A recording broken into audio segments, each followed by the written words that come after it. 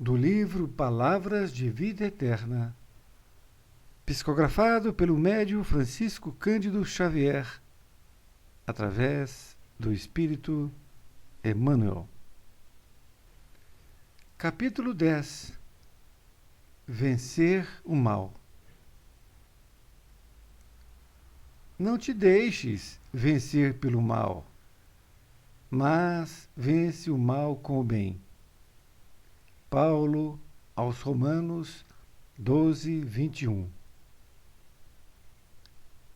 Comumente empregamos a expressão guerrear o mal, como se bastassem nossas atitudes mais fortes para exterminá-lo e vencê-lo. Sem dúvida, semelhante conceituação não é de toda imprópria, porque em muitas circunstâncias, para limitá-lo, não podemos dispensar vigilância e firmeza. Ainda assim, muitas vezes, zurzindo-lhe as manifestações com violência, criamos outros males a se expressarem através de feridas, que apenas o bálsamo do tempo consegue cicatrizar. O apóstolo, contudo, é claro na fórmula precisa ao verdadeiro triunfo. Não te deixes vencer pelo mal, mas vence o mal com o bem. Perseguir, quase sempre, é fomentar. O melhor processo de extinguir a calúnia e a maledicência é confiar no nosso próprio verbo, a desculpa e a bondade. O recurso mais eficiente contra a preguiça é o nosso exemplo firme no trabalho constante. O meio mais seguro de reajustar aqueles que desajudam ao próximo é ajudar incessantemente. O remédio contra a maldição é a bênção. Os antídotos para o veneno da injúria são a paz do silêncio e o socorro da prece. Por isso mesmo, Jesus ensinou: amai os vossos inimigos, bendizei os que vos maldizem, orai por aqueles que vos maltratam e caluniam, perdoai 70 vezes 7, ofertai amor aos que vos odeiam. Podemos, pois, muitas vezes, combater o mal para circunscrever-lhe a órbita de ação. Mas a única maneira de alcançar a perfeita vitória sobre ele será sempre a nossa perfeita consagração ao bem irrestrito. Querido amigo, querida amiga, que bom estarmos novamente juntos. Agora neste capítulo 10 do livro Palavras de Vida Eterna. O título é Vencer o Mal.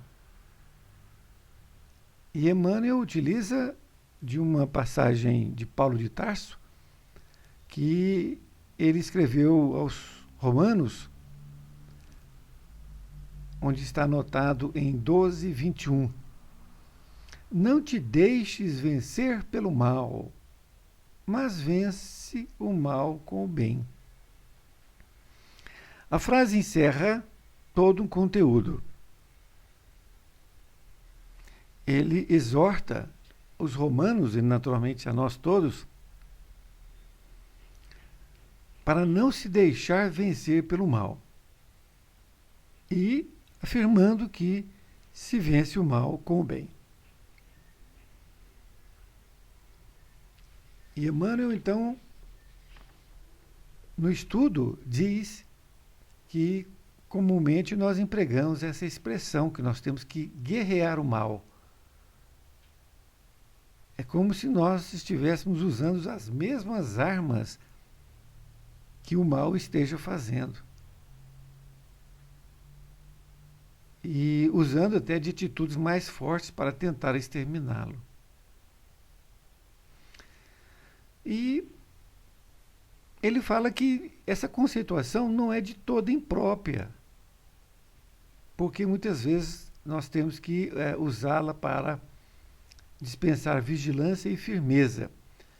E muitas vezes nós temos que circunscrever o mal num determinado local, ao invés de deixá-lo expandir. Que muitas vezes a gente precisa até fazer isso, mas que não é a fórmula para que nós possamos extinguir o mal. Então nós podemos combater com atitudes, etc., não é? Guerreando, na acepção da palavra, contra o mal. Mas ele diz assim: o melhor processo de extinguir a calúnia e a maledicência é confiar no próprio verbo, a desculpa e a bondade. Enquanto você está sendo caluniado, enquanto você está sendo, então, processo de maledicência, você não deve querer provar que você é bom, não é? Nada disso, que você não errou. O mais importante é você manter firme no seu propósito, de confiar na desculpa e a bondade. Então, quando houver maledicência e calúnia a seu respeito, perdoe essas pessoas e continue sendo benevolente com todos e principalmente com elas, como se você não soubesse daquilo. Isto não é hipocrisia, porque você tem que fazer isso com o coração ali compartilhando com aquele sentimento de piedade para com eles. Ele continua dizendo que o recurso mais eficiente contra a preguiça é o nosso exemplo firme no trabalho constante. Então, quando você vê uma pessoa que é preguiçosa, que põe dificuldades em tudo, que não vê formas de trabalhar, você mostre o seu bom ânimo ao trabalho. Fale da importância do trabalho, inclusive para você mesma. Mas você fale para essa pessoa, educando-a para o trabalho. Lembrando que Jesus disse: meu pai sempre trabalhou e trabalha até hoje. Não existe descanso. E assim nós vamos educando as criaturas e educando a nós mesmos. Continua dizendo Emmanuel que o meio mais seguro de reajustar aqueles que desajudam ao próximo é ajudar incessantemente.